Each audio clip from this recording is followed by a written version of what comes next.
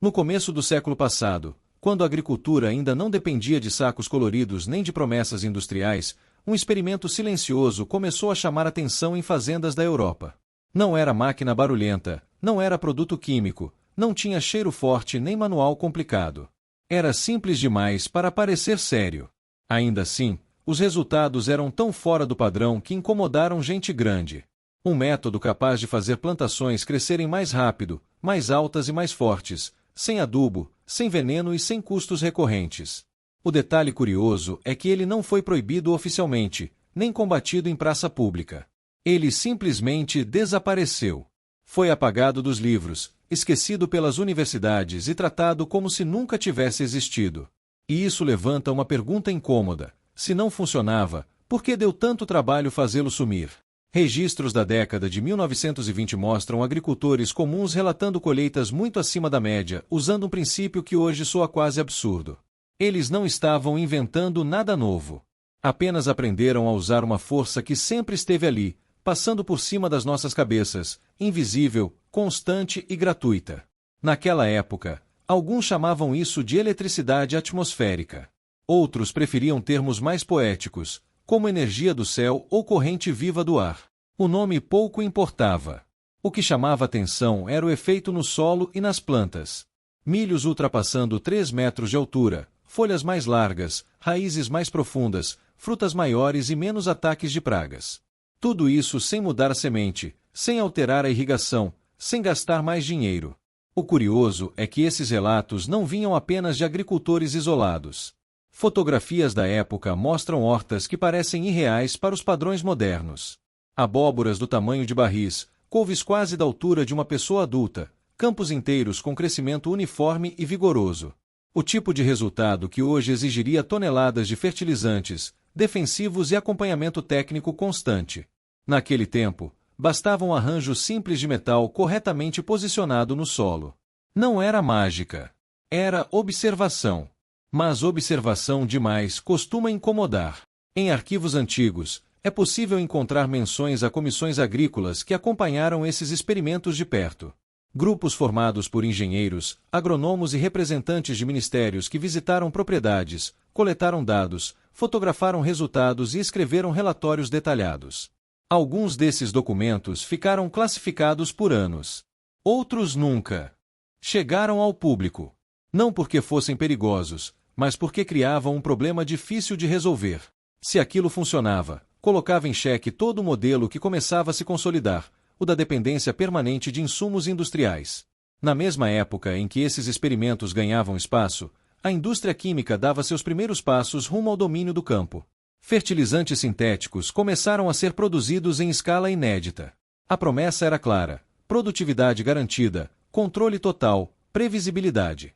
O agricultor deixava de depender dos ciclos naturais e passava a depender do fornecimento externo. Todo ano, uma nova compra. Toda safra, um novo custo. Era eficiente, rápido e altamente lucrativo para quem vendia. O problema é que não havia espaço para soluções definitivas nesse modelo. Qualquer técnica que resolvesse o problema de uma vez só era uma ameaça, não uma inovação. Aos poucos, o discurso foi mudando. Aquilo que antes era tratado como experimento promissor passou a ser chamado de curiosidade. Depois virou excentricidade. Em seguida, pseudociência. Artigos deixaram de ser publicados. Pesquisadores evitaram o tema para não comprometer a própria reputação. Agricultores que insistiam eram tratados como ingênuos ou supersticiosos. Não houve uma proibição formal, mas houve algo mais eficiente: o silêncio.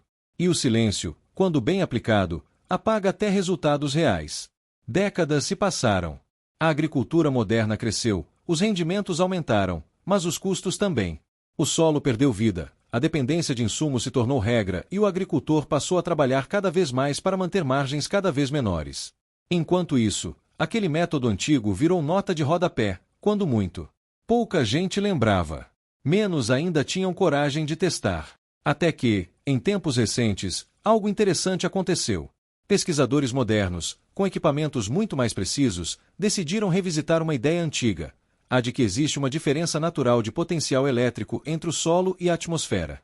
Em dias normais, sem tempestade, essa diferença está ali, constante, atravessando tudo. As plantas, por sua própria estrutura, já interagem com esse campo. Folhas, caules e raízes funcionam como condutores biológicos. Dentro delas, sinais elétricos controlam crescimento, defesa e resposta ao ambiente. Não é teoria alternativa. É fisiologia vegetal básica. A pergunta era simples: se a planta já usa isso, o que acontece se facilitarmos esse processo? Testes controlados começaram a surgir. Em vez de produtos químicos, foram usados condutores metálicos simples, posicionados de forma estratégica. Nada ligado à tomada. Nada com bateria. Apenas estruturas passivas, captando e direcionando a energia que já existe no ambiente. Os resultados não foram milagrosos, mas foram consistentes. Aumento de produtividade, redução de pragas, plantas mais resistentes a estresse hídrico e menor necessidade de intervenção externa. Não triplicava tudo sempre, mas melhorava o suficiente para chamar atenção. A diferença é que agora havia números, gráficos e estatísticas. Aquilo que antes era tratado como lenda começou a ganhar validação moderna. Mesmo assim, o assunto segue à margem. Não aparece em cursos tradicionais. Não é ensinado em faculdades. Não interessa a quem lucra com venda recorrente. E aqui está o ponto central: soluções simples raramente são promovidas em sistemas que dependem de complexidade para gerar lucro. Não é preciso imaginar vilões de cinema. Basta entender como funcionam incentivos econômicos. Se algo reduz drasticamente a necessidade de compra constante, ele não se encaixa no jogo. Hoje, qualquer pessoa com um pedaço de terra pode testar princípios parecidos por conta própria. Não é necessário acreditar em nada. Basta observar, comparar um canteiro com outro, anotar crescimento, peso, resistência. A natureza responde a estímulos de forma clara quando as condições são iguais. O que assusta não é o método em si, mas o quanto fomos treinados a ignorar alternativas fora do catálogo oficial. Talvez a pergunta mais desconfortável não seja se isso funciona em todo lugar, mas porque quase ninguém nunca ouviu falar. Quantos outros métodos foram deixados pelo caminho porque não geravam dependência?